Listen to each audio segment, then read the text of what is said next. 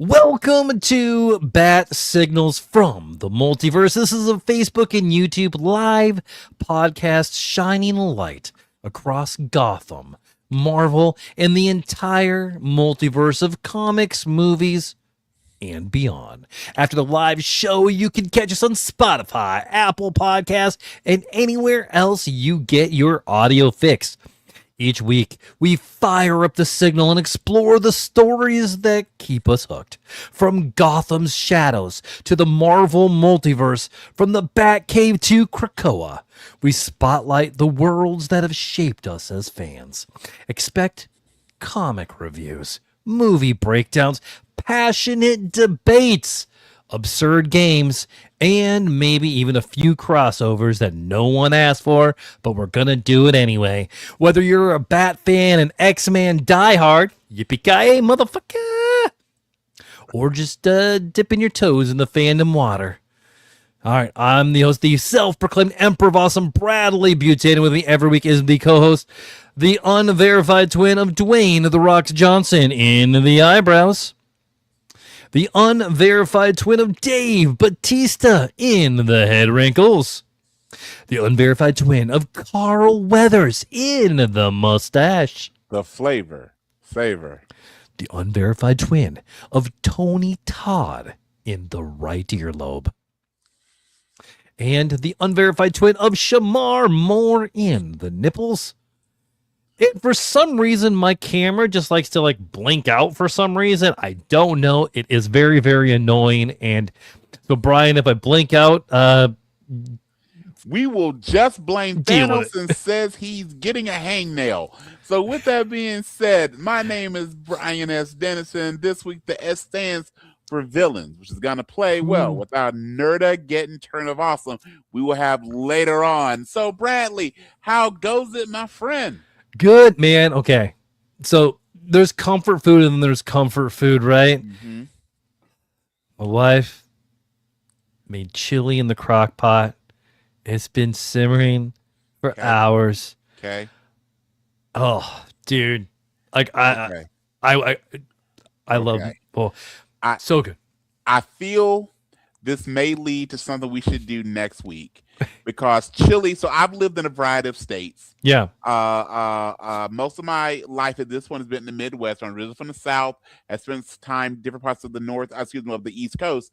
So with that being said, chili is a very regional thing, right? Yeah. So there's beans, there's no beans. There's all beef. Do you put in pork? Do you do different types of meat, the veggies, all the things? But what I really found, which is what we should maybe integrate to a future pod, is less the chili recipe and what are the accompaniments to chili.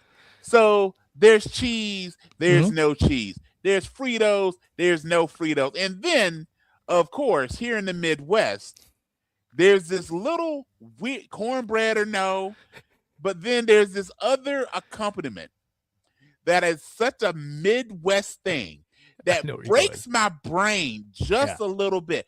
So these are what I call the Nala moments. When people go like, who's Nala's real daddy? And it makes you think too hard.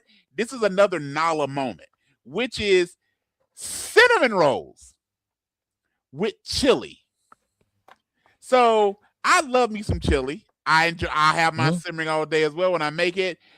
I've never thought the perfect thing, because I like me just a hint of spice, doesn't be super hot. Oh, yeah. A little bit of spice from chili is, let me take some bread, cover it with frosting, and that'll set off my spicy hot chili. So, Bradley, are you a chili or no chili fan, my friend? I mean, cinnamon roll or no cinnamon roll? So I've never been brave enough to try it. I have attempted to try it, or you're smart enough to not try it. Okay. Because I'm gonna make the cinnamon rolls because you got to get the tub one where you got to break it open, right? Yeah, you gotta yeah. Right, and then I make them, and I'm like, jeans, it's like, yeah. Gotcha. So, yes, but you're right with the Fritos. Fritos in chili is the best. Facts. And even the chili cheese Fritos on chili. Yes, sir. Yes, Yes, sir. See, this is why we're tag team partners, my friend. I'm with you. That's why you're Hmm. Hawk and I'm Animal. Okay. Absolutely. Or actually, might be less problematic if you were Animal and I'm Hawk. Anyway, Eh.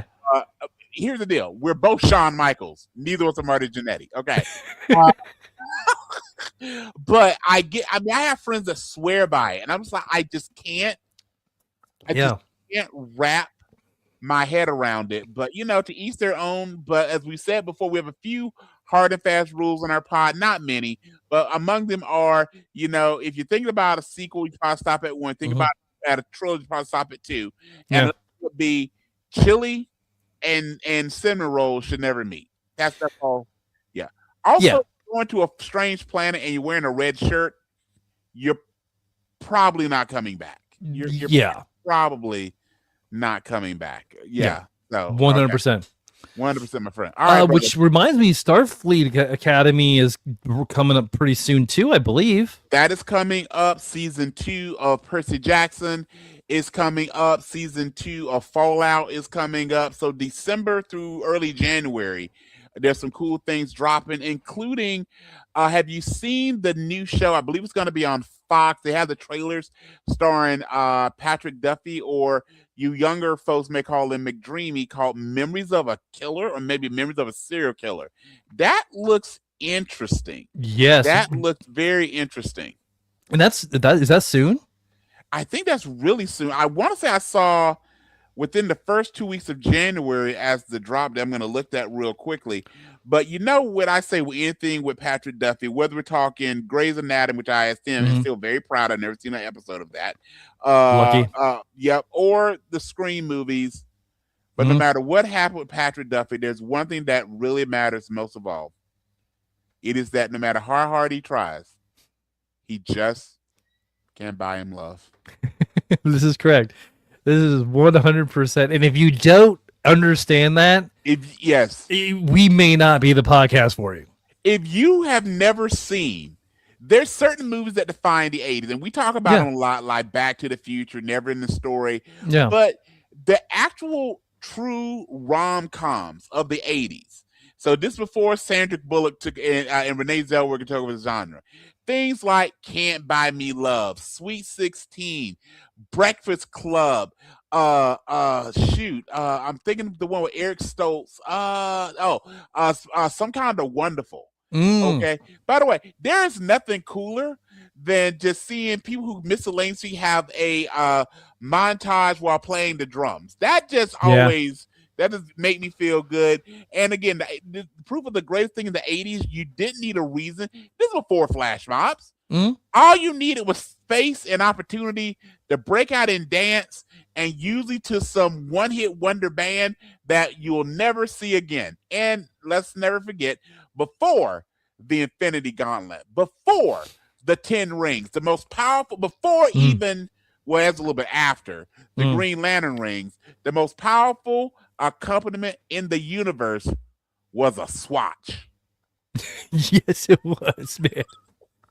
And if you don't know, now you know. You know. The more you know. I'm glad that we can bring this up, man. Well, you know what? Let's go ahead and get right into some news and some updates. So we're talking a little bit about some of the stuff coming up. We'll get into more of that here shortly. I do want to bring up one thing, get your thoughts on it. A little thing happened just a couple days ago with Netflix. Netflix decided to pretty much become Disney's biggest competitor, and they're spending about $87.2 billion to purchase Warner Brothers. Man, I don't know how I feel about this. I mean, I know like more information is going to be coming up. On one hand, I don't want the theatrical experience to die, and then part of me feels like this is a step to that way. Will Netflix keep it alive? I mean, because Netflix is just now dipping their toes into theatrical waters with K-pop, and then with they announced that they're going to do the finale of Stranger Things. They're doing 500 screens nationwide. I think I read that somewhere. I could be wrong on that number. Don't quote me on that. But it's not huge. I mean, I know my theater's not getting it that I work at, which I I know we're getting it in Liberty, Missouri, Okay. but also it's a little too far for me to go and make that trek. Yeah, a couple steps. Yeah. Yeah. So what do you think? So I have kind of a couple thoughts on it. Number one, I think that was a good move for no other reason than, unlike Vision, I think conflict is a good thing. So Vision's all about conflict breeds chaos. I think competition breeds innovation. So you can't talk about any of this without talking about, which I already mentioned, the big bad on the sci-fi nerd streaming system, which is Disney Plus. Yeah. And the things that they have bundled with like Hulu and all the things, right? But remember, or at least I remember, when Netflix first launched with its streaming service, it was the go-to place for Marvel movies. All right. That was where the original Avengers dropped. That was where Ant-Man dropped. It's where Thor. It's a lot. Really, up until the launch of Disney Plus, that was where all Marvel movies, theatrical movies, dropped, right? And a lot of the animated films as well. Then we went to Disney Plus, so that access went away.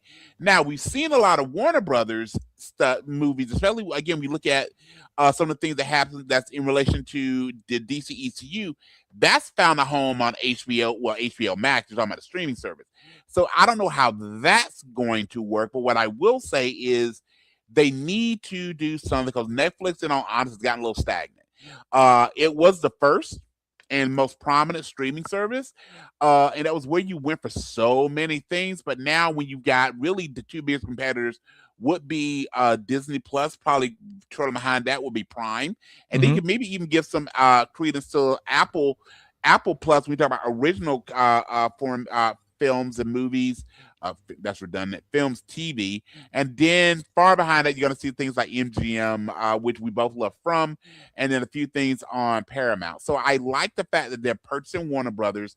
That's a vast catalog of movies, of TV shows, and obviously what's going to come with that is a DCEU. I will say this: make sure that you don't lose the input of people like James Gunn, who really knows how to market the DC stuff, because that's what's going to drive a lot of those folks going to your catalog. Okay, that's what drove a lot of people to Peacock, was access to the WWE network in its catalog. Would drive a lot of people to Disney Plus. Yes, Mickey Mouse is a thing, but so is Iron Man, right? So we got to keep that in mind. I am excited to see where this comes. I don't know if I think it'll affect the theatrical world as much, but I do think, and this is my opinion, my thought of it is, remember when you and I both grew up in the world of cable, where it was, you had first, maybe a dozen channels, and then it grew and grew and grew with more satellite. Then the idea was, hey, you go to a streaming service, you get the kind of a la carte pick, and that first streaming service would have been Netflix, then it grew. Now what we're seeing is the streaming services are starting to collaborate where we're shrinking, right? So you go to Disney Plus, and you've got stuff that's on Disney, you've got Marvel, you got Star Wars, you got Hulu, you got ESPN. You go to Prime, you can get Prime, and then all this channel within Prime, like MGM and Paramount. Now with Netflix buying Warner Brothers, we have gone full circle to really having the cable setup, but it's streaming. So again, it's the fair. more things change, the more things stay the same. Love it, man. All right, man. Let's go ahead, and we got a little bit to talk about the WWE. Yes, sir. It has been an impactful last couple of weeks. So a few things which will lead to what we're going to talk about is, I'm going to do a super brief recap of Survivor Series War Games. All I need is Ozzy playing in the background. But what we got right now, Survivor Series War Games. So this will probably be considered the fourth of the big four original pay-per-views, now called PLEs, under WWE's umbrella. So this would be behind number 1, WrestleMania, number 2, SummerSlam. 3 would be the Royal Rumble, and historically a distant fourth would be Survivor Series. They brought in War Games to really try and push that up. So we had a 4-match, but still 3-hour plus card. And the first match, you and I were texting throughout this, we had the Women's War Games match, where Team Rhea, which consisted of AJ Lee, Alexa Bliss, Charlotte Flair, Io Sky, and Rhea Ripley, defeated Team Asuka, which featured Asuka and Kairi Sane, Nia Jax, Lash Legend, and Becky Lynch. What we have here, what I think we all thought was going to happen, we thought AJ Lee made Becky Lynch tap out. This was, as we were texting, this was a really fun match. Io, of course, with the trash cans jumping off the top. We got to see that fantastic mask that Rhea Ripley wore. And it's always a good day when, in my head, when we get to see AJ, Alexa Bliss, and Rhea Ripley in the same place at the same time. All right. Yeah. So that was fine. There were no shockers there other than, I want to say, I think Lash Legend performed incredibly well. She looks better than Jade Cargill. Yes, she does. Well, she's a former WNBA player. She's obviously, but Jade is a former high-level track and field, but she definitely worked well. After having her with Nia, introduce her in a tag team. I love her moniker, the Bougie Bully. And some people, and this is happening, we have some people that are stars in NXT that become stars on the main roster, like The Shield, like Roman and Seth, and then Dean Ambrose, now John Mox before he left. Well, some folks that are stars on NXT that don't develop as well on the main roster. You can point out Bo Dallas, now Uncle Howdy. Honestly, even I'm thinking about a lot of tag teams has not panned out as much. Then you look at Austin Theory, which I'll bring up here in a minute. Yeah. Superstar on that level, not so much. You have folks that aren't as prominent in NXT, but blow up when they get to the main roster. And I think Lash Legend could really be on that level. So really great to see from her. I'm going to skip the next match. That's why I want to end it. Stephanie McCurry defeated Nikki Bella. We knew this was going to be what it was. Nikki got a title shot, but she lost to Stephanie McCurry. Again, Stephanie continued to show that she is fantastic in the ring. And then we had the Vision, which consisted of Braun Breaker, Bronson Reed, Logan Paul, as well as their partners Drew McIntyre and Brock Lesnar, defeated the team of CM Punk, Cody Rhodes, the Usos, which are Jimmy and Jay, as well as Roman Reigns. We will acknowledge him.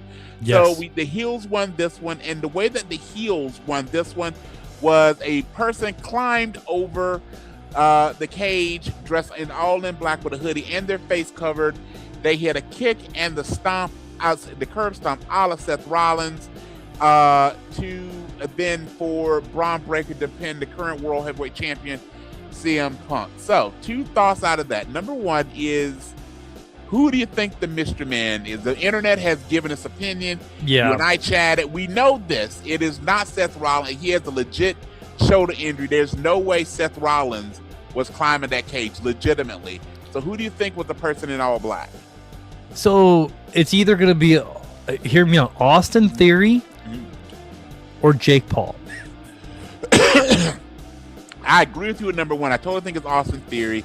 It would be cool to kind of see Jake. I think Jake is a Logan Paul as physically performing much better than as a professional wrestler than Jake Paul would be.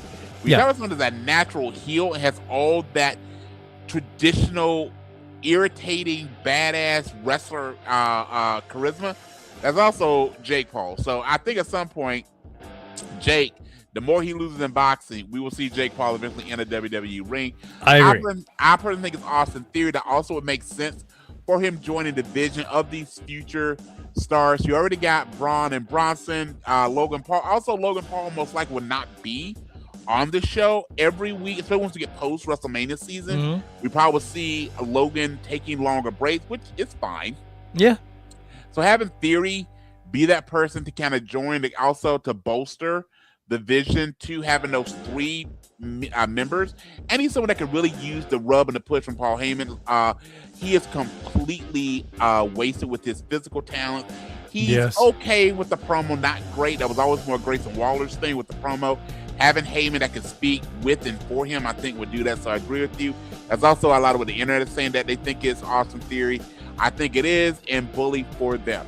So then that leads to the second question regarding this. So the WWE has 2 world champions in the male and female division. So as we get closer to WrestleMania, we're going to see a world title defendant and a WWE undisputed title defendant. Roman Reigns is going to challenge one of them. There's no way in hell Roman Reigns is missing a title shot for the 2nd WrestleMania in a row, and he main event the previous 4, I believe. So, which do you think is more likely? Roman challenging, assuming that they both are still champions at WrestleMania. Do you think Roman challenges Cody for the undisputed title, which would be a rematch for WrestleMania 39 and 40, or do you think he challenges CM Punk for the World Heavyweight title? I do not want him to go after Cody again. We don't need to see that match, especially on a WrestleMania. All right. But a Roman and CM Punk match, now there we go. I like the idea of this, and they're setting it up a little bit. I mean, you can tell there's some crumbs there that they can play on. But I don't know if I think CM Punk's gonna hold it till then. So it might be somebody else. I don't know, but I would rather Roman versus CM Punk sounds like way more fun than Roman versus Cody for the third time at. It's usually 3 in a row. Third time in 4 years. Yeah, it'll be the third time in 4 years. With that being said, I also agree with you. I'd much rather see Punk versus Roman. Now, the only thing which you brought this up would be they made a big deal this past week on Raw, mentioned that Braun Breaker is the #1 contender for Punk's title. They've not, unless I missed something, they've not announced when eventually you got to get a match. I'm assuming that probably happens at the Rumble. Do you think it's more likely? I'll just give you 2 scenarios you can pick. Do you think it's more likely that Punk drops the world title to Braun Breaker at Royal Rumble, so that's when the match happens, or Punk retaining and keeping the title to WrestleMania? So Punk dropping the title to Breaker at most likely the Rumble, or Punk holding the title till WrestleMania, which will be in April. So I like where you're going with this. I don't think Braun's going to get a title yet. Okay. But I also don't think Punk is going to hold till WrestleMania. Okay. I mean, well, maybe, I guess, but there is another thing that is plausible. All right. What about Gunther? What about Gunther taking the title back, and there's a match between Roman Reigns and Gunther at WrestleMania? That's going to play in the Saturday Night's Main Event. I like that. Let's pin that one and come back to that one. All right. So then we'll go to my final thought regarding War Games before we hit the Saturday Night's Main Event, which is we saw John Cena, his next to last match. You called this. I didn't think they would do this. Defending against Dirty Dominic Mysterio. So before we get to that match, let me just point this out. For anyone that likes wrestling, if you needed any clue that Dominic is the future heel.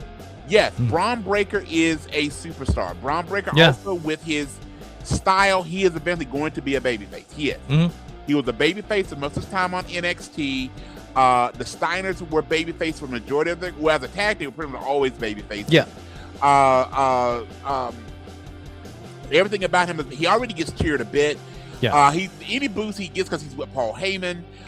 When he eventually is on his own, which will happen, he will be a babyface. He is a long-term babyface. Given this, within a year, I guarantee he's probably going to be a babyface. Dominic Mysterio is the future heel for no other reason than this: John Cena's last 4 matches, including what happened in Saturday Night's Main Event. John Cena's last 4 matches, 3 of them included Dominic Mysterio. Yeah. Say that one more time. Of the greatest of all time. He's not, in my opinion. Agree. But a truly all-time great. Yeah. John Cena, 3 of his last 4 matches, so 75% of his last 4 matches included Dominic Mysterio. Yeah. That's unprecedented. And that doesn't happen without Cena's okay. That does not happen without Cena's okay. Not to mention him beating Dominic for the Intercontinental title, becoming a Grand Slam champion, bully for him. But then I really thought he was going to either retire with the title or would defend it against Gunther, because Gunther, I think we both agreed, was going to win the tournament. Defend it against Gunther at Saturday Night's Main Event. Instead, he dropped it to Dominic with a great God, Liv Morgan and Dominic. There's always sometimes a clock when you see a duo, whether it's a tag team or a manager and a valet, and she's also a wrestler. When will they break this duo? This is a duo. There's no need to ever break them up, at least anytime soon. This is a Randy Savage, Miss Elizabeth type deal. Like, they are so, even though they're heels, they are so phenomenal together that is such lightning in a bottle chemistry. I love the fact they quickly got rid of any thoughts about Roxanne Perez and all this stuff. Her and Dom are down, and I said it before in text, this is a young man who has been teamed with Rhea Ripley. He's been teamed with Liv Morgan. He's been teamed with Roxanne Perez. And if you've seen his wife, Dominic Mysterio has the best job in professional wrestling. And Dominic, Roman Reigns, if you see this, don't hold this against me, but Dom, we acknowledge you, my friend. You're living your best life, brother. Okay, all right. So then here's just a couple thoughts before we get to Saturday night's main event. So we saw Jey Uso lose. I wanted Jey to win this because I really am a big Jey Uso fan. I was not surprised he lost to LA Knight. Yeah, but they did the thing they've been they set aside a little bit for War Games, but they definitely returned back to him being frustrated.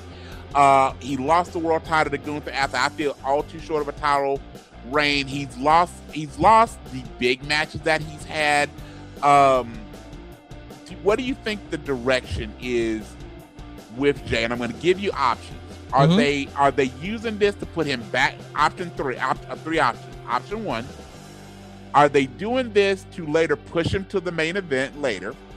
Are they doing this to reunite him with Jimmy as a long-term tag team, not one and done, not occasional matches, but to reunite the Usos? Or is Jey turning heel? So again, I'll say him again.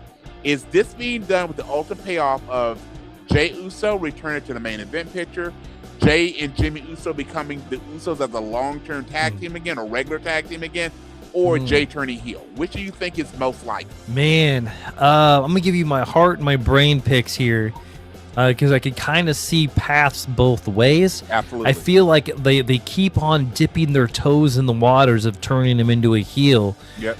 But the question would have to be answered is, can he be a heel? Correct. Can he be an effective heel? Because the fans love him too much. I think merchandise, him and Cody are still 1 and 2, and it wobbles a little bit. Yeah. When Cody wasn't champion, he was selling more merch than Cody. Cody got a bit of a push, becoming champion again. That makes sense. But the kids the fan reaction has not dipped whether he was champion or not. So I agree with you. And his fan base are little kids. Like, he has fans across the board. But truthfully, the yeeting, how he comes out, is similar to John Cena, honestly. There's people, hey, it seems to be a heel when his fan base was little kids. And that's also your future fan base. Do you get rid of that? So I get that there is that consideration given who his fans are. All right, so there's I that's my heart, right? That's what I'm thinking. But I think that what's most likely is they're going to put him back with Jimmy. They're going to bring back the Usos to take on because they keep on saying like the greatest of all time tag team. And they're I don't think they know what to do with Jey right now. Same way with LA Knight. They don't know what to do with LA Knight. Right. And honestly, they need to bring back Zack Ryder so they can do Knight Rider. Yes. Have you seen the things that are going online? Because Maxine Dupree, and congrats to her on becoming the new Intercontinental Champion. So LA Knight and Maxine Dupree are both on Raw, and she actually in the CVB podcast has talked about there should be just a little acknowledgement of when they were on NXT. LA Knight and who then went by the name Max Dupree was the kayfabe brother of Maxine Dupree. So now that he's back to being LA Knight, which he should have been all along, do you think they'll at some point, not that they're going to put them together, but should there be some type of acknowledgement that, hey, little sis, or something where him and Maxine Dupree have a little moment, just like, hey, we didn't forget. So yeah, I love that, and that's something that he can do. It also elevates Maxine Dupree to the next level, right? But they got to do something more with LA Knight. I don't know why they're. I mean, like, cool, he got to the finals. We knew he wasn't going to beat Gunther. We knew it. Yeah. But like they gotta figure something out. Either they give him a good tag team partner, put him in a really good storyline, or do something. I don't know, man. My thought right now would be, just because they got to do something with him, but it also becomes a consolation prize of he won the U.S. title twice when he was on SmackDown. He lost the U.S. title to Jacob Fatu at last year's WrestleMania. Do we see LA Knight versus Dominic for the Intercontinental Championship at WrestleMania? That and even then, though, that's a consolation. He is in that weird spot of being above the mid card, but they haven't pulled the trigger because they have kind of a log jam at the main event level. So I've heard some podcasts that we need to have title reigns change from ours. I think that devalues the belt. So you have, honestly, between LA Knight, Gunther, I'm gonna say Dominic Mysterio, not yet for Dominic, but also Drew McIntyre. You have 3 legitimate world champion, former world champion, people who have the potential to be world champion. And honestly, depending on how the Aleister Black, Damian Priest feud comes, you could throw one of those 2 gentlemen into that upper mid card, possibly main event level as well. All right, so next up is we already talked about some Royal Rumble things.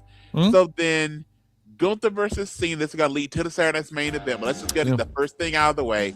So whether it's the main event or not, which it should be, Gunther versus Cena, just A or B? Do you think Gunther beats Cena, or B, do you think Cena beats Gunther?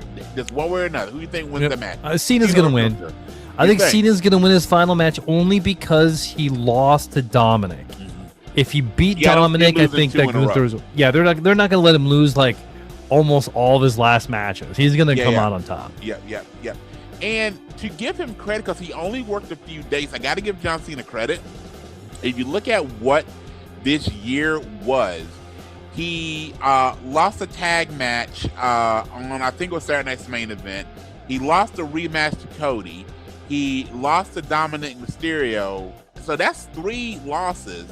That, again, the idea on wrestling is you go out with you on your shield, so you lose to put. If had he not lost to Dominic, I would say almost 100% he's losing to Gunther. It's not going to take any shine off of Cena's career to lose to Gunther. And also, if he does, regardless of the next time Gunther holds a title, which, again, we'll go back to kind of what your thoughts are here in a second. But if Gunther could say legitimately these things, he's a former 2-time world champion. He's the longest reigning Intercontinental champion in history. And he defeated both John Cena and Goldberg in their final matches. That last piece, defeating Goldberg and Cena in their final matches, actually is higher than being a 2-time former world champion or the longest reigning Intercontinental champion. Yeah. That's how you build somebody. It is 100%. That is absolutely how you build somebody. But it's dirty to Cena, though. And it's very clear that Triple H is a huge Gunther fan. Yeah. It is so obvious how he's been treated back when he went Walter to now Gunther. And he probably is, for everything that John, there's really 2 types of heels. There's the cowardly heel, kind of the honky-tonk man, the best aspects of Ric Flair, that is cowardly. They can win, but they choose not to do it the right way. They typically have the hot girlfriend valet. That's Dominic. Then you've got the beat you up, hurt you, sadistic heel. That's Gunther, right? And you can get benefit of both. And there is a kitty cat over your shoulder, my friend. So I think we have a cameo. Oh my gosh! You want to say hi to Uncle B? Why do I have to hold the cat? Hold the cat. Cat doesn't want to be held by. Hi, cat. Hi. Oh my god. What you using in? Hello. Hey there, Princess Leia. How are you? I'm good. Cool. I'm loving the no braces. What's the name of your cat? Honey. Honey. Oh yeah, Honey the cat. All right, cool. Honey mustard, apparently. Fair. We all love some honey mustard. If I ever have a cat, I'm naming her Blue for blue cheeks. All right. Her full name is Honey Blueberry Butin. Or honey mustard. Blueberry Butin. Okay. All right. I just took a shower. Me and Mother are rewatching One Tree Hill. Okay. For the 14th time. For the 3rd time. It's better than Grey's Anatomy, but not by much. Okay. Yeah, we went shopping today. We got Santa Bob Friends.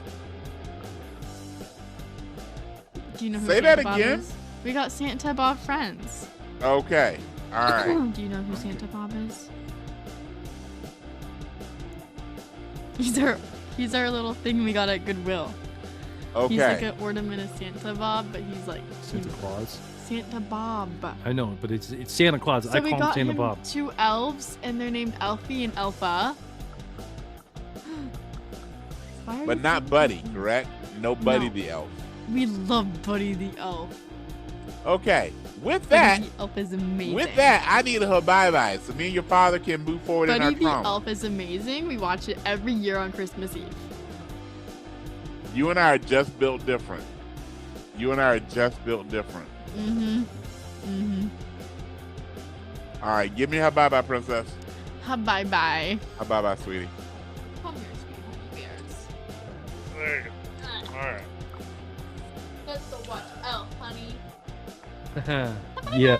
Oh, hi, cat. Okay. Your daughter is amazing in so many ways, but her love of One Tree Hill, Grey's Anatomy, and Elf leave me flabbergasted. But I know. no one's perfect, my friend. No one's perfect. Yeah. Exactly. All right. Okay. So, all right. So we talked about we think Cena. So let's just recap, given our break. Okay. So, head pick. Cena. We'll go Hart first. Gunther versus Cena. Hart pick. Who wins, Cena or Gunther? Cena. Head pick. Cena versus Gunther. Who wins? Cena. All right. I will say Hart pick Cena just because I want him to go out, especially because he lost to Dominic. Head pick, I think Gunther just because I think every wrestler should go out on their heel, out on their shield if they know when it's their last match, unless there's a good reason for them not to. And there's been a couple of examples, but I think that's going to happen. But I don't think this happens. Gunther said multiple times he's going to, because he made LA Knight tap, he's going to make Cena tap. I do not see babyface John Cena tapping to Gunther, which I think then causes Gunther to maybe just powerbomb him and pin him, or possibly Cena wins. But that's the only thing that I do not think he makes Cena tap. All right. With that, then, they're looking at the rest of the Saturday Night Main Event, which there's only 3 matches which made us what will stay. We've got Bayley versus Saul Ruka. So Saul Ruka's not bad. I watch NXT occasionally versus Bayley. Honestly, and this is no shade to the 2 women, this is a match that doesn't have a lot of interest in me, but what even do this head pick? Who do you think wins, Saul Ruka or Bayley? Bayley. And I don't really care. Yeah, I think Bayley wins I hate the direction that they're putting Bayley. This whole bipolar thing, too. Yeah, it's just really it's so overdone. It really Bring is. back Moppy if you're going to do it. Yeah, it really is this, but, I always enjoy she's on screen. And then Cody versus Obafemi. I love Obafemi. I don't know if you've seen much of Obafemi at NXT. I haven't. I'll just beat to it. Cody's not losing to Obafemi, but Obafemi is 100% the future. The guy is built from stone. He is, if Omos and Goldberg had a baby, he's got all the physical tools. He can have great matches. And his finisher, Brad, if you've not seen his finisher, it starts off like the last ride of The Undertaker does. So it's the powerbomb and then lifting you with using your trunks. And then he drops you down like in the Batista bomb. So it ends in a sit-out powerbomb. Oh. The fact that he's not killing people with this, but the athletic ability to do this and pull that off, Obafemi, he's still going to be NXT probably for about another year just because he's the current champion. But he's fantastic. He's fantastic. He is seriously, again, that next step up. And if he's not a superstar on the main roster, they're doing something wrong with him. Okay. All right, cool. So that's my Water Russell recap. All right, my friend, where do you want to lead us now, brother? All right, so this is a brand new segment that we're going to start doing on the episodes. And this is called Totally Not Canon.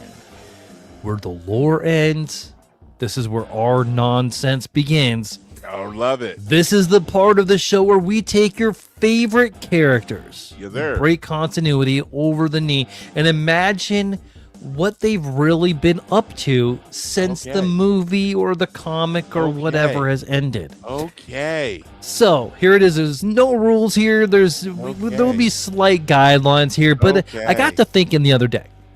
It had like an X movie. I forget what movie it was, but that's not really the point. I'm like, I wonder what like the non-main character of this movie was doing.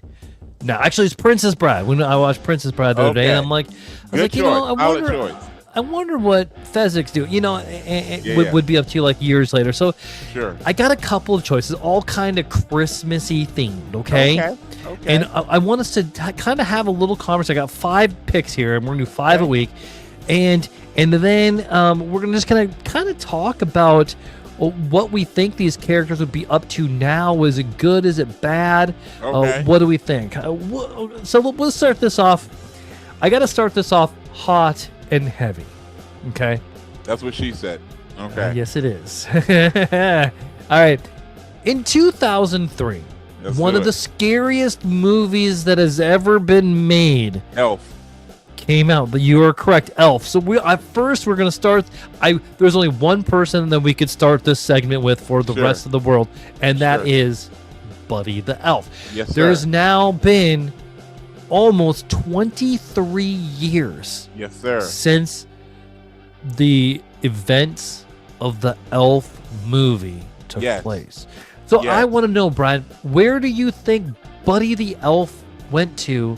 What is he doing now after 23 years? So we end with Buddy the Elf, and he's off trying to live his best non-elf life. And what happens with Buddy the Elf is Buddy has the love story, Buddy has a baby, and Buddy tries to live in the North Pole. Now here's the deal.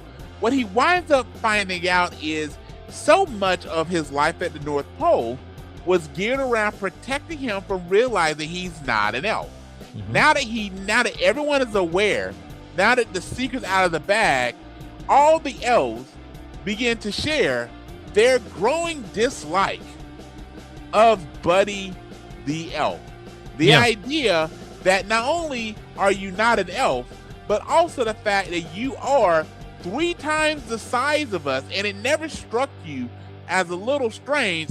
Now I'm going to share with you my irritation with you, Buddy the Elf. Now also, his father figure, at least within the movie, Bob Newhart, again, R.I.P. to one of the greats, unfortunately has passed away. So Buddy's left in a world where his father figure is gone. His biological father lives in New York. He now is married, has a kid, but figures that the North Pole is not the place for him. So as he scours the internet, he figures, where can I use my skills of joy, of levity, Craigslist, of trying to bring people together, or Tinder, together? Where can I use these skills? And he finds there's only one place that he truthfully belongs, and that is the Catalina wine mixer. And he goes to the Catalina wine mixer. He pulls in his buddy John C. Reilly, and they have the birth of boats and hoes. Ho, ho, ho. And that is what happens to Buddy the Elf. I can't add anything to that because I agree with everything that you said there. All right, that's number 1. Number 2. Now this is going to be, we're going to get a little crazy here. I've never seen the movie through the end. That's the best I can come up with. Okay. All right. Now, In Home Alone came out in 1990. Wow. Okay. I don't want to talk about Kevin McAllister because it's already a proven fact. He becomes Jigsaw. Yeah. And sets up the traps 100%. to kill people. Absolutely. 100%. But I want to know, his older brother Buzz McAllister. Yes. What do you think Buzz McAllister is doing current day? 35 years. Right. Since they left, or 34 years, we'll say 34, 33 years since they left Kevin in New York. Right. 2 holidays have been crushed. They Yes. come back from New Yes. York, which, Yes. okay, all the things that have happened, if the mom would have waited and gone with the family, she would have got there just as fast. Yes. Or again, as many of you have pointed out, call the house. Yeah, Call the flipping house. yeah. Call the cops to go Yeah. check on your kid and to take the hit, right? Okay. Yeah. You're a rich white family. You'd have been fine. You really would have been fine. Okay. All right. So here's what happens. Okay. So Buzz is broken. All right. Mhm. So the events of his holidays, his room, the money he has stashed away, it's all been ruined by Kevin McAllister. Yeah. He sees his brother get hugs and kisses and love when his brother has truthfully sabotaged these Christmases. So what we see with Buzz is that Buzz becomes a sullen shell of himself. He becomes a recluse. He pulls himself deeper and deeper into a dark place.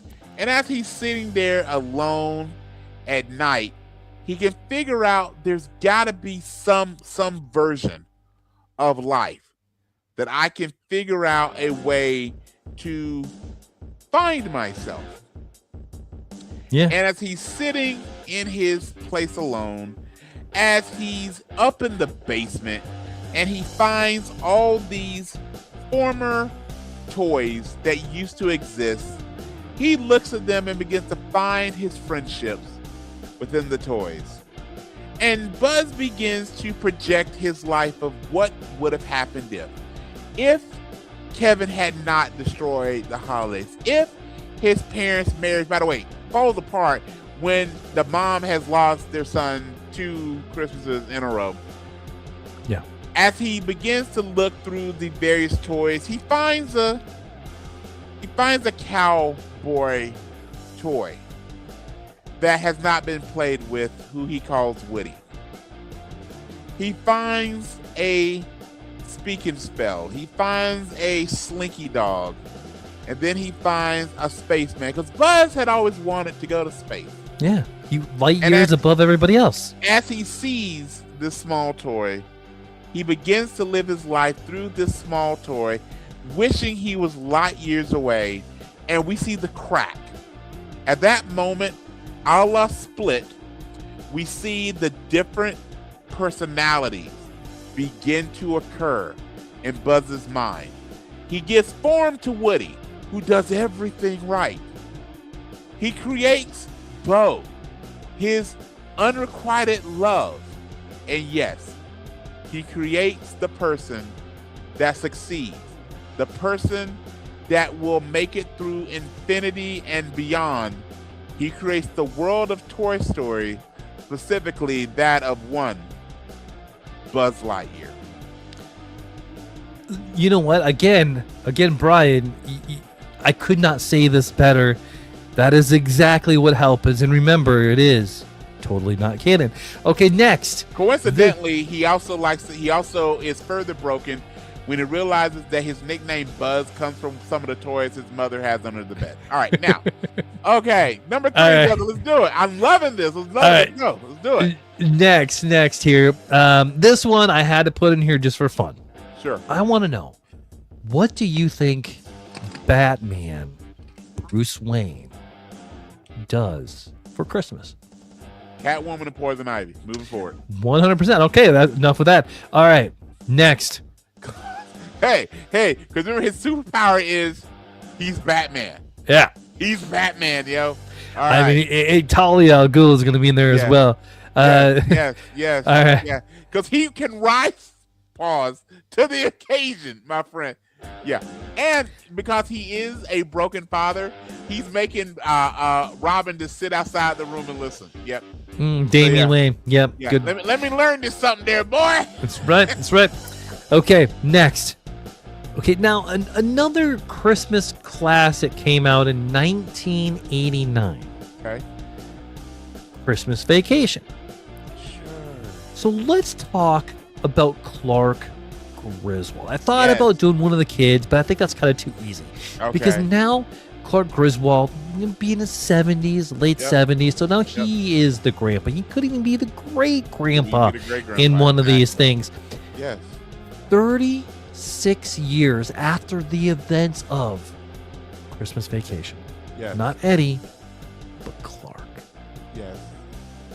What's he up to? At this point, Clark is like most people in their 70s. He's got a lot of free time. Beverly D'Angelo? Yes, sir. Yes, sir. By the way, Beverly D'Angelo does not get her flowers. Before we knew the term MILF, she was the mom that most of us go like, oh, wow. I can tell you watching The Great Outdoors, I wanted to be John Candy so bad. I'm like, come on now. Yes, sir. All right. So, and by the way, Beverly D'Angelo, I had to look it up, but I think, was it Pacino? She had a long-term relationship, and I don't know if it was marriage or what, but she had a very long-term relationship with she's 74. Wow. It was Pacino. It was. She was with Pacino. For Al Pacino, being with Al Pacino from 97 to 2003, that's a pretty good run. Because at the end of the day, Al Pacino did say she had the scent of a woman. All right. back to our buddy Clark. All right. So at this moment, Clark's experiencing the life that unfortunately a lot of folks when they hit their 70s and 80s experiences. He's retired. The kids don't visit enough. He doesn't have the friends he used to. He's not going to work every day. So as Clark is sitting around the fire, he's trying to figure out what is going to be the next best move for one Clark Griswold. Clark Griswold begins to think about so many of the things of his life that he has regret upon. And he goes, how can I relive my best moments? Can we hit pause on the march of time? Yeah. And this is where, to go non-canon, Clark begins to explore. He pursues all the Eastern philosophies, and he finds a pit. Dare I say, a Lazarus pit. And Clark, the good-natured father, grandfather, great-grandfather, we may even call him Peepaw, decides that he's going to reinvent his family. And as any good patriarch, he is going to be the head of the family. He's not going to be the nice guy head of the family. He's not going to be the nice guy member of the team. He's not going to just be the person that is there. No, he is going to be the leader of his family without fear, without mercy, without kindness. In fact, you may even call him a demon's head. And Clark Griswold, and if he explores the Lazarus pit, Clark Griswold is the ultimate incarnation of Ra's al Ghul. I 100% agree with you. My final one of these that I want to talk about is, so A Charlie Brown Christmas came out in 1965. It did. I didn't want to go that far. So what I did is I took in 2015 is when the Peanuts movie, the most recent Peanuts movie came out. So I'm going to say, what do you think Charlie Brown, who, but from my research that I did, in most iterations, Charlie Brown is perceived as 8 years old. Yep. Okay? Which I think that's probably about right. Yep. What do you think Charlie Brown would be like as an 18-year-old? Charlie Brown, 10 years after the Christmas of Charlie Brown, the Peanuts gang, you got Snoopy and Sally and all them. Like, what is Charlie Brown up to at 18 years old? Charlie Brown is sitting in his room in front of his computer, lonely, sad, and afraid. Here's why. So in the decades since, life has really not worked out well for Charlie. First off, R.I.P. to both Snoopy and Woodstock. Snoopy got into the chocolate. Snoopy got hit by the Red Baron. Let's be real. Yes, and Woodstock ate some Pop-Tarts, and that was the end of the day for Woodstock. Then, as he's looking around, he realizes that Marcy and Peppermint Patty are more than just friends.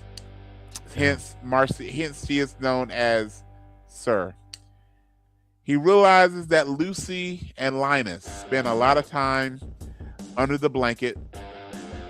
And then finally, as he is holding on to his last hope, which is the little redhead girl, as he comes to her house one quiet day after school to invite her to prom.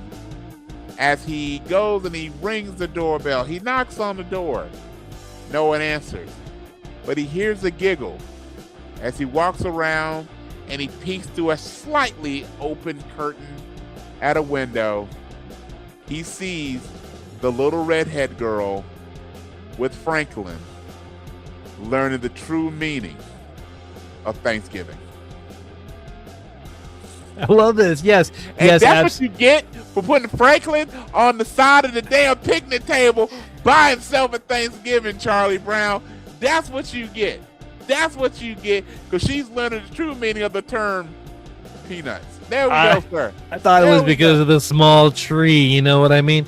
Yes, sir. Okay, perfect. Dude, okay, I love this. What do you think of this? Should we keep this going? I have fun with that. I have fun with that. All right. So we're going to, after give this. Give me a chance to go on a tangent that's off canon. I'm going to have fun. So, yeah. All right. Next, it's just time for the signals of the week. I just want to talk about a couple of things that maybe you're following, then things that I'm following. Yep. I'll go first if you don't mind. Do it, my friend. Dude, did you get a chance to read Batman and Deadpool? So Deadpool and Batman came out a couple months ago. That was the Marvel push of Batman, of the two crossover. And then now we have the Batman and Deadpool. Batman and Deadpool is a million times better than Deadpool and Batman. Go get it. I'm not going to spoil the book for you. There's so much in there. Like X-23 with Nightwing. Nice. Like with Nightwing. Yes. Okay. Yes. A Green Arrow with Daredevil. Performance pressure. Okay. You have the clone of Wolverine who has claws coming out of multiple places. Yeah. Okay. Good luck with that, dick. All right. Yeah. Yeah. So yeah, definitely check that out. And then Stranger Things. Being said, again, I'm going off canon for a minute. Let's not forget that Commissioner Gordon's girlfriend and Deadpool's girlfriend are the same person. So, well, the same actress anyway. So you are correct. Which one did you get a chance to read? I was going to talk about this next, actually. Sheriff's Country. That's on my thing to watch tonight, actually. Okay, cool. And I love Marina Bacarian, so I can't wait to see it. Nice. So Stranger Things. Watch the new season, the part of the season. Loved it. You should definitely watch it.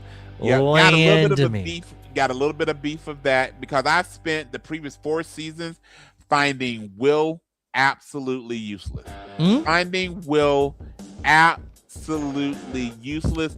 How dare you, Duffer Brothers, figure out a way to make Will cool.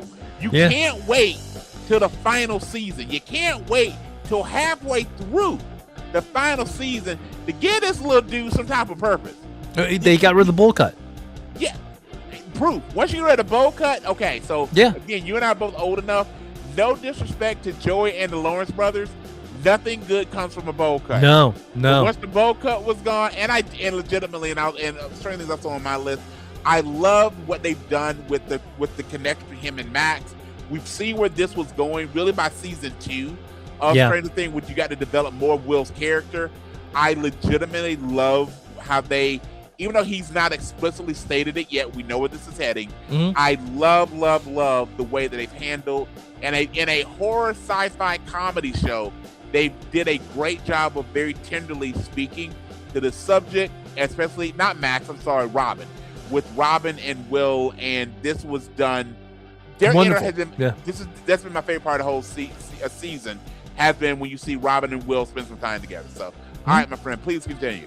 No, man, that was good. Just other than that, Landman. I want to give a shout out to Landman because that movie, that show's been fantastic. Yep, I don't know, are you watching that still or? I've got through the first episode. I got to get through the first of the new season. Yep. They had me at Allie Landry and Demi Moore. Like, okay. Yep. Oh, dude. Yeah. And then just a couple movies that I've got out and seen. Okay, dude, Running Man. I was not excited for that. And I've heard it's closer to the book. I've not read the book. So, I haven't read the book either, but the movie was great. This was fantastic. Okay. It was done so well. Yeah, man, like definitely go see it or check it out when it streams, or at least. Good job. So Glenn Powell continues to produce. All right. Yeah, absolutely. And then Now You See Me, Now You Don't is my favorite movie of the year.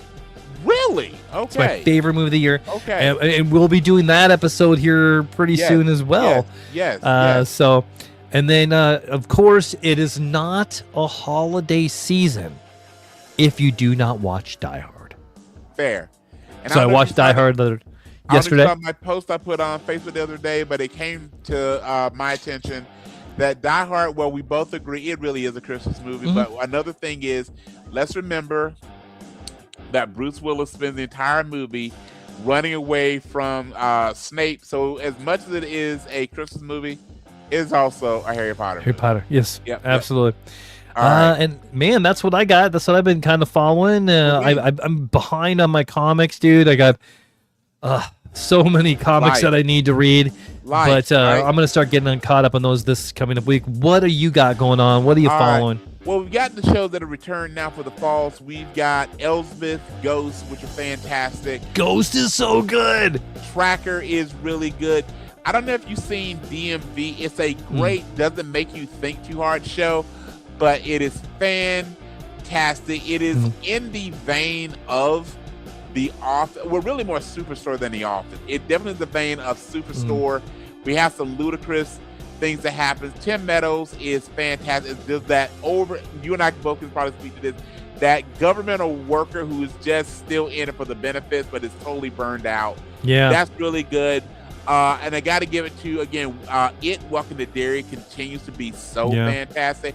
I love what it's taken the Hanlon family, what they've taken Dick Halloran, what they've taken the Bowers. It has so much, and some of the best parts of Welcome to Derry is the behind the scenes of every episode they do after that, and you just hear all these little pieces. It is so fantastic. And then as you mentioned before, Stranger Things season 5, this has probably been my favorite season. Only 4 episodes in, obviously. It has been so exciting. I cannot wait until I believe the 26th. I think it's day after, maybe it's Christmas Eve, but the next set come later. This is obviously that final. Now here's my one beef, but again, I trust the Duffer Brothers, but at some point, given the show takes place in the mid to late 80s, now I think it's 87 by the show's timeline, you cannot, and I mean this sincerely, you cannot let this show end without the integration of at least one Bon Jovi song. You have to. For those of you who don't know, Millie Bobby Brown, who plays 11/Jane Foster, is legitimately John Bon Jovi's daughter-in-law. Yeah. You have to. You give me Walking on a Prayer, Wanted There. It doesn't have to even fit with the timeline of the show. Every Bon Jovi song that was made from Slippery When Wet or New Jersey could fit into it. I mean, like any of them. Yes. And by the way, if you're from New Jersey, you are slippery when wet. Now, with that being said, that's some bad medicine you got right there. All right. With that being said, again, checking out all these things. These are fantastic. So, Brian, I'll be there for you. All right, bro. Okay, especially with Millie Bobby Brown, maybe wearing like she already had leg warmers on, but kicking out. And I don't know if have you seen the commercial for? I don't even remember the product, but it's a Stranger Things commercial, and it's fantastic. It actually has Nancy wielding a flamethrower, and actually says that flamethrower should be in the fine print at the bottom of the screen. It says flamethrower should only be wielded by trained professional or Nancy Bowers. I was like, there we go. I did not see that. There we go. It's fantastic. I'll just search the YouTube. Yes, sir. Would you All like right, to play man. a game? Yes, it's game time. Game time and the time for the honest ad. So yeah, give it All to me. right. So I'm gonna give you both my Rated Nerd game, and then we'll hop to our honest ad. So I really had fun when we did the Rated Nerd a few weeks ago. So I thought about what says Christmas, and there's nothing that says Christmas. For every elf, we do have a jingle all the way. So I was thinking about Arnold Schwarzenegger. And I have a few things for you. So I've got 3 versions of the Arnold Schwarzenegger catalog to see if you can get these right. Yeah. So first off I've got 3 movies that Schwarzenegger was in, and I'm going to give you to you in the chronological order in which they were released. I want you to give me, in your opinion, which of these has the highest rating based on Rotten Tomatoes. So which of these has the highest approval rating from Rotten Tomatoes? All right. Okay, so highest on the tomato meter. Got it. Yep. So here are the 3, and again, they're just in the order of release. So in 1982, we have Conan the Barbarian. In 1987, we have Predator. And in 1994, we have True Lies. Of those 3, Conan the Barbarian, Predator, and True Lies, which do you think is highest on the Rotten Tomato meter? I think if they would have kept Van Damme as the Predator, then that would have been it. However, I'm gonna actually go. God, Conan was. I'm gonna say Conan. I'm gonna say Conan the Barbarian. My friend, you are absolutely wrong. Conan was in the middle. So Conan Barbarian has a 67% approval rating. Predator has 65%, but True Lies at 72%. Okay. 72%. By the way, I forgot to mention this earlier. I went to your theater and watched Predator Badlands. So phenomenal. So good. And I hope if you've not seen Frankenstein on Netflix, so good. Incredible. It is incredible. It should have been theatrical. That should have been a theatrical release. It should have been. Because I think because they're on Netflix, that makes them eligible for Emmys, not Oscars. Had it been in the theater, I totally think Oscar Isaac would have gotten a nod. 100%. And I love the way that they took the film. Again, you hear the story from Dr. Frankenstein's perspective, and then you hear from the monster's perspective. I love how they handled that.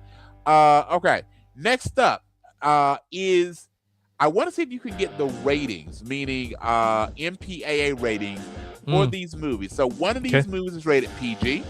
Okay. One is rated PG-13, and one is rated R.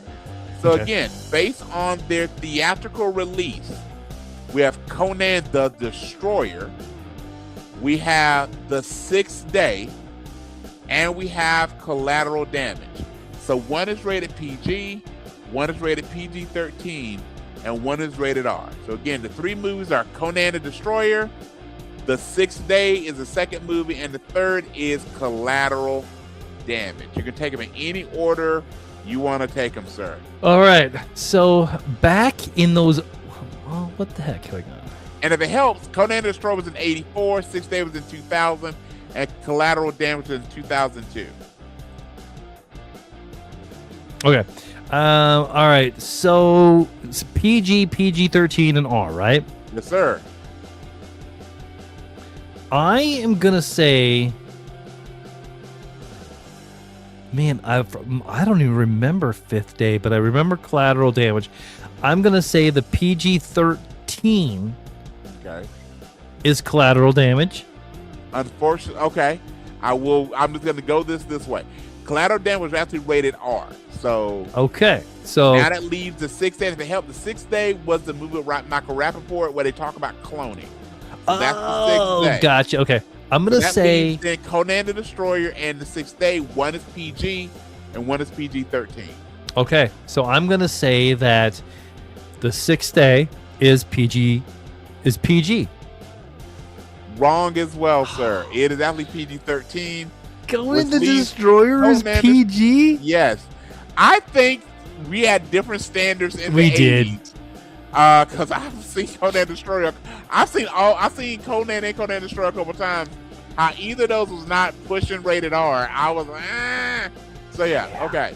Yeah. All right. And by the way, outside of nudity, working at a theater, you probably already know, but outside of nudity, what is the biggest predictor of from PG to PG-13 to R is the amount of times the F word is mentioned. That is what drives it. Okay.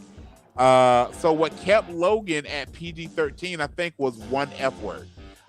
He curses a lot in Logan, but I think he only used the F word one time because that's what's allowable for PG-13. If you say it more than once, that makes it R-rated. Okay. Hence, every Samuel Jackson movie has it not been rated R. I don't understand. All right. Okay. And then here's my last one. We have the top 10 grossing movies of Arnold Schwarzenegger's filmography. So I'm going to give you 5. Okay. Now, they are not necessarily the top 5. I'm just curious if you can get them in the correct order from top to lowest to top, but put them in some type of order. Again, these are 5 Schwarzenegger-driven movies, and I have them listed from highest grossing to lowest grossing. I'm curious if you can get them in the correct order. Okay.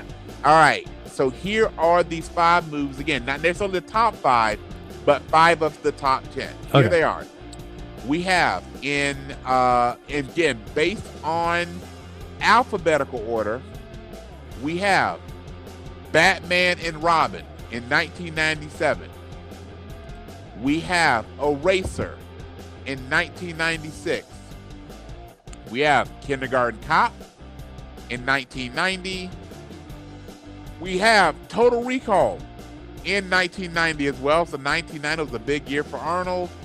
And then we have True Lies in 1994. So again, we have Batman and Robin, Eraser, Kindergarten Cop, It Is Not a Tumor, Total Recall, and True Lies. So take them and see if you put them in order again for how much they grossed. All right, so I'm going to say that the top grossing out of all of them is Batman and Robin. Okay. And hang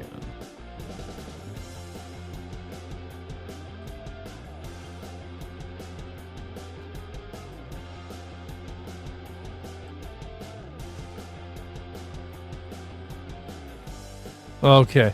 Man, I'm going to have to figure out what's going on with my camera. Okay, next. I'm going to go with my top grossing all the way down. Okay. All right. I'm going to say that the next top grossing movie is going to be Kindergarten Cop. Okay. Then I'm going to say True Lies. True Lies number 3? Okay. Yep. And then I'm going to say Eraser. Okay. And then Total Recall. All right. So, to make sure that I captured them correctly, in the top spot, you have Batman and Robin. Number 2, you have Kindergarten Cop. You have True Lies in number 3. You have Eraser in number 4. And you have Total Recall in number 5. But I will say Total Recall out of those movies is my favorite of them. My favorite is Kindergarten Cop. So, dude, that movie is so good. Did you know they made a sequel with Dolph Lundgren? Did they really? Yeah, and the sequel and it's actually not bad. I mean, like I saw it streaming somewhere, and I'm like, I didn't even know this was a thing. Yeah, watched it, and I'm like, okay, this is okay. Here's another piece of movie trivia. So if you've not watched it, watch the documentary on Eddie Murphy called Being Eddie. Oh, I keep on meaning to watch that. Here's a bit of movie trivia. So Trading Spaces was really kind of his True Lies. 48 Hours was really his first hit, and it really started off the buddy comedy movie genre that we know today. So everything from Lethal Weapon to Bad Boys is completely taken from 48 Hours. But the next one would have been Trading Places. Mm-hmm. You understand? So Trading Places was actually written for Richard Pryor and Gene Wilder. The only reason that it has Eddie Murphy and Dan Aykroyd is shortly before film would have taken place. Richard Pryor had his freebasing accident and set himself on fire. He was not physically able to film for a few years, so they had to reimagine it. And based on Richard Pryor's suggestion, if it couldn't be him, he suggested Eddie Murphy. Really? And that is why it became Eddie Murphy. And then later on, Dan Aykroyd was added. But that is the only reason he was in Trading Places. That was meant to be a Richard Pryor-driven film. Pryor, who's a big fan of Eddie Murphy, Eddie Murphy's a big fan of Richard Pryor, it definitely goes both ways, is the idea that it would be, is that Richard Pryor suggested Eddie Murphy film instead of himself, and that actually is why Eddie Murphy is in Trading Places. I love that. That's awesome. All right, so back to your top 5. You've got Batman and Robin, Kindergarten Cop, True Lies, Eraser, and Total Recall. Buddy, it pains me to say this, you were 0 for 5. Oh no. So here's how they okay. out. So True Lies is in 3rd place with 378.9 million. Okay. Total Recall is number 2 at 261.3 million. Okay. Eraser is 3 with 248.3 million. Batman and Robin at 238.2 million. And then Kindergarten Cop comes in at a little over 200 million. So their places in his filmography for earnings is True Lies is number 3. Total Recall is number 4. Eraser is number 5. Batman and Robin is number 6. And Kindergarten Cop, which I love, but was a hit, but it was outside of his typical genre, comes in at number 9. So, for bonus points, what would you say are his number 1 and number 2 grossing movies? And I'll give you a hint. They are related. His number 1 and number 2 grossing movies of all time. What do you think? I'll let you guess, but I will say they are related films. Oh my gosh. And remember, we're talking about movies that were led by Arnold. Yeah. Well,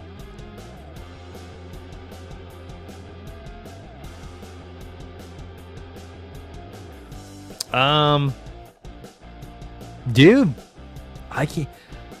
My brain is blank, man. You're gonna have to tell me. I'm gonna fold on that one. Okay. Dude. So his number 1, I'll say number 2. Okay. His number 2 highest grossing film is Terminator 3, Rise of the Machines. Okay. I was gonna say Terminator 2. So given that Terminator 3 is his number 2 highest grossing movie at 433.4 million. What do you think is number 1? T2. Terminator 2. Yep. Which is at 519.8 million. Which Terminator 2 is a great example of a sequel being better than original. I didn't really like, 3 is okay. Yeah. But I will say that Terminator and Terminator 2 Rise of the Machines are my 2 favorites in the Terminator series. And T2 is better than T1. Absolutely. Oh, yeah. Cool. And that also is helped by the advancement with CGI and special effects and all of that. All right. Yep. All right. So here is where I have my honest ad to close us up, which is tonight's honest ad is regarding, as we move towards the holiday season, mistletoe. This parasitic plant from the British Isles has been used for years to explore one's wilds. Unlike stockings that are hung with care, mistletoe creates magical moments for all to share. Covered in green leaves and berries of white, under the mistletoe, everyone is your type. Long before Tinder and other apps were created, walking under the mistletoe determined who we dated. While Jack Frost nips at your nose, more fun can be had with well-placed mistletoe. Hang it from your doorway, fireplace, anywhere you wish.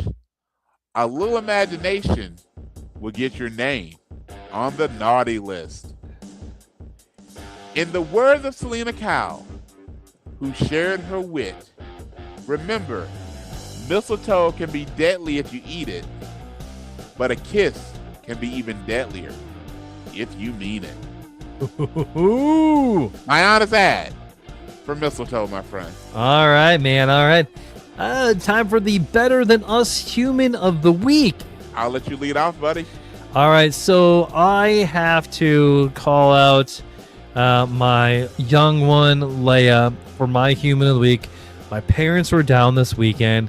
My mom brought my grandmother's sugar cookie recipe and some of her old sugar cookies, sugar cookie cutters, right?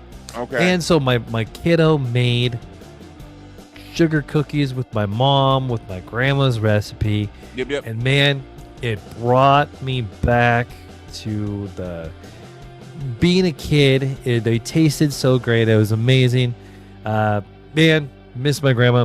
And this was just a wonderful time. And much appreciate that. So yes, little Leia is my Human of the Week. Fantastic. I've got a couple. So first up, I want to give my Better Than Human of the Week to our friend Chelsea, who is today is her birthday.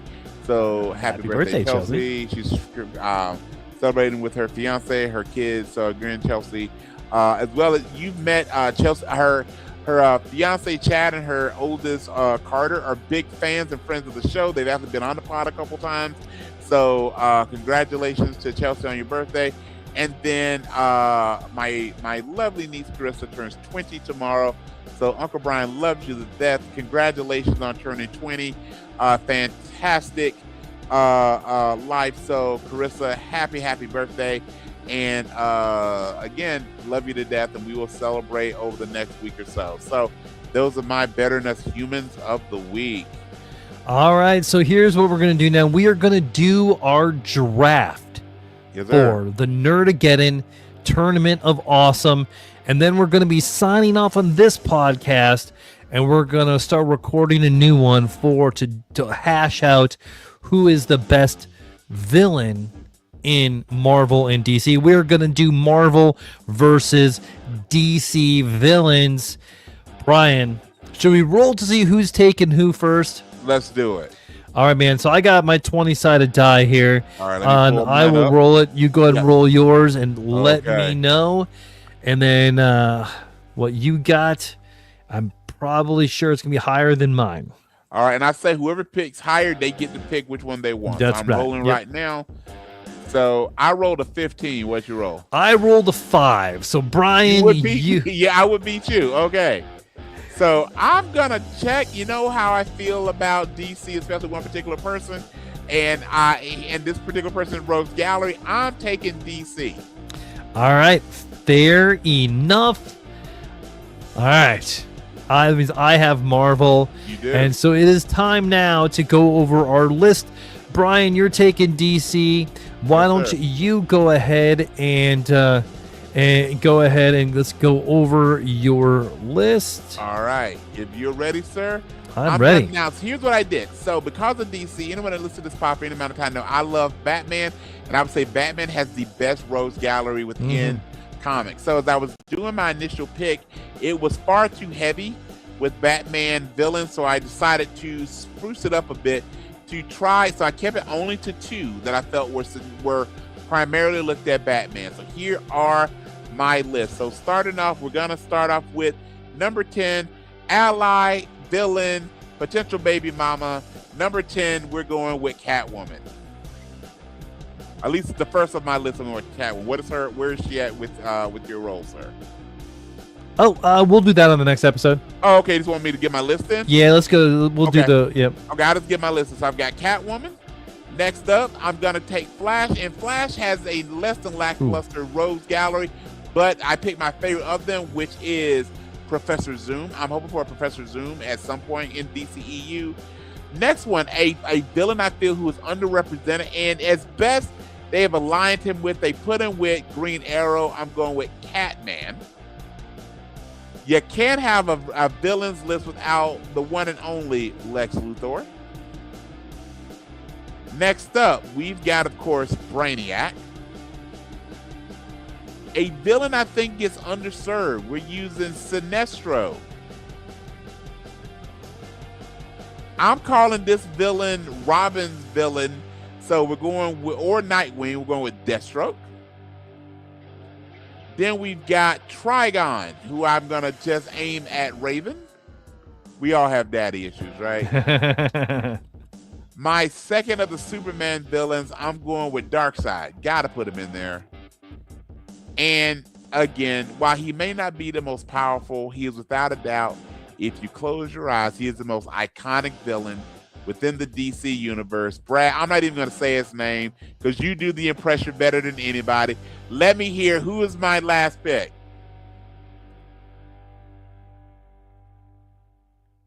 We lost your camera. Did we lose your audio? Man, Brian, your last pick. Oh, that's pitiful. I should have been number one. The Joker. Yes, The Joker. yes. All right. Give me your 10, brother. All right. We are going to start off strong. I got to go Thanos with the Infinity Gauntlet. In trouble. Because without that, he is just a chin that's not Batman. Or I've heard in the immortal words of Star-Lord, Grimace. Yes, sir. Yes, absolutely. All right. Number 2, you can't do a villain. And I actually kind of went back. Probably he almost didn't make my list, but Galactus. He's hungry and he wants to eat. All right. But by the way, you know what? Actually, he was on my list. He was definitely on my list as well. Was Galactus? Okay. I you know what? I'm gonna pull Galactus. You're gonna pull Galactus, really? No, okay, no. I'm gonna make one quick change. Okay. All right. So yep, my number 2 is Galactus. My number 3 is my favorite of all villains, especially in Marvel. He is misunderstood. He's one of the most. Man, he's probably. Him and one other one are probably the most defined characters that are villains. This is Dr. Doom. Doom, yep. Also made my list. Yes, sir. All right, next. Just a word that is so fun to say. Dormammu. It's kind of like Hodor. In the movie, in the Doctor Strange movie, Dormammu is also voiced by Benedict Cumberbatch. Oh, I did not know that. Just Nice. caught that. Yes. And next, he is a descendant of Reed Richards himself, because even though I'm not a huge Fantastic Four fan, a lot of my favorite villains are from Fantastic Four. Yep. Yes, Kang. Kang the Conqueror. The Conqueror. Also is a incarnation of Iron Man. Yes. Yeah. And we gotta have the devil Jonathan around. Majors, you robbed us of Kang, but maybe I know. Back. Yep. Dude, yeah, that's a whole other podcast. Yep. Gotta have Mephisto. The devil, yes. The devil in Marvel. Mephisto. Is he gonna make a deal with you? You gonna get some cool cosmic Ghost Rider powers? All right, next. One of the coolest villains in the mutant side, which to me, I like the mutant side of Marvel more than I like the superhero side. Sure. And okay. gotta have there. Apocalypse. Not who I thought you were gonna say. All right. Gotta have Apocalypse on. Oh, he'll be in there. Okay. After Apocalypse, there's also a couple other mutants that I gotta play with here that I need to bring onto the battlefield. One of them is if you take Magneto and you take Professor Xavier and you put them together and give them a flaming head, you get Onslaught. Yes. Super cool, powerful person in his own minds. I wish they would have done better with Onslaught. I think they're. Sure.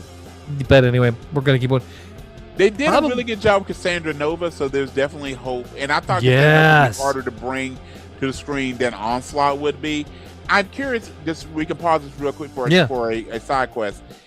Do you think, with them bringing, now that the X-Men can be brought into the MCU, do you think we've already established that Deadpool and Wolverine, they exist in a different world within the multiverse than the majority of the MCU we've been exposed to.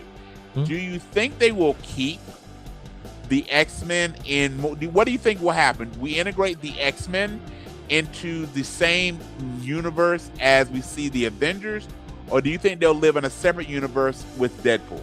I'm just curious, what do you think will happen? So I've actually thought about this quite a bit. Actually, I think that Secret Wars is going to be the reset. I think after Secret Wars, the only thing that's going to come out of Secret Wars is the X-Men, the mutant side of it, and then I think they're going to redo all of the X-Men things into that world. So then the X-Men will actually be the glue that held the old Marvel to a new Marvel together. Gotcha.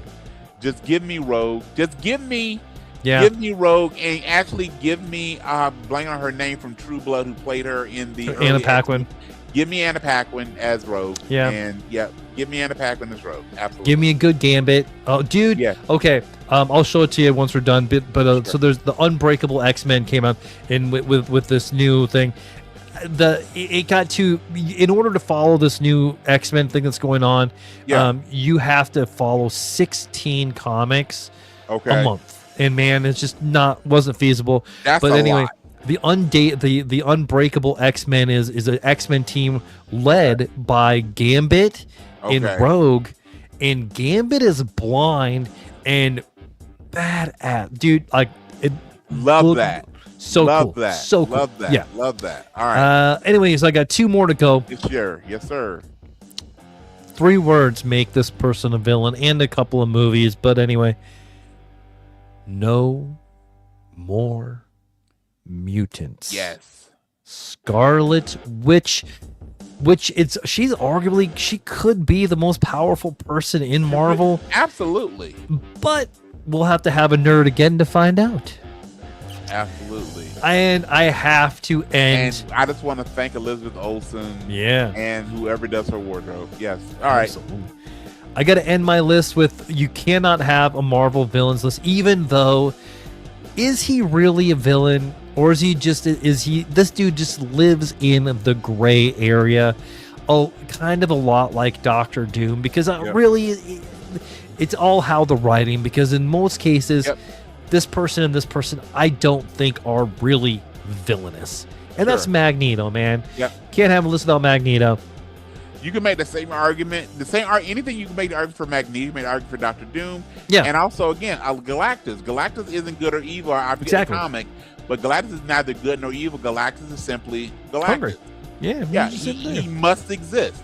Galactus must exist, right? So, all right. So what I have, to make sure I have it down, I've got Thanos, Galactus, going from 1 to 10. Thanos, Galactus, Doctor Doom, Dormammu, Kang the Conqueror, Mephisto, Apocalypse, Onslaught, Scarlet Witch, and Magneto. And just for edification, my Marvel list was Doctor Doom, Magneto, Green Goblin, Venom, Juggernaut, who's probably my favorite Marvel villain, Loki, Apocalypse, Red Skull, Kingpin, and of course, like you said before, Galactus. All right. Yes. All right, man. Well, I already deleted my DC, so. No worries. But I did have the ones that I had on there. Like I did have Anti-Monitor on there. I had Mongol on mine. Yep. And I had. I think those are the big differences. But anyway, Brian, what is your words of wisdom? Well, similar to when we see the Scarlet Witch, Quicksilver, and her kids in the Vision, remember that there's no house like a full house. Now, with that being said, I had to get an Olsen twin thing in there. All right. But my words of wisdom always thank all of you for surviving the pandemic, being nerd positive, now joining us for our bad signals.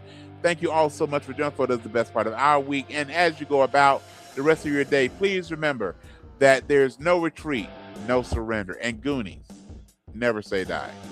Remember, if worms can eat dirt and thrive, you've already ahead of the game. And with that, the signal fades into the night sky. Thank you for tuning in to Bat Signals from the Multiverse. We'll light it up again soon. Keep your eyes peeled for TikToks and shorts dropping all week, and watch for those emergency beacons I may throw out there for your chance to jump into the chaos live. Every week we shine the signal bright on one property, so send me your requests.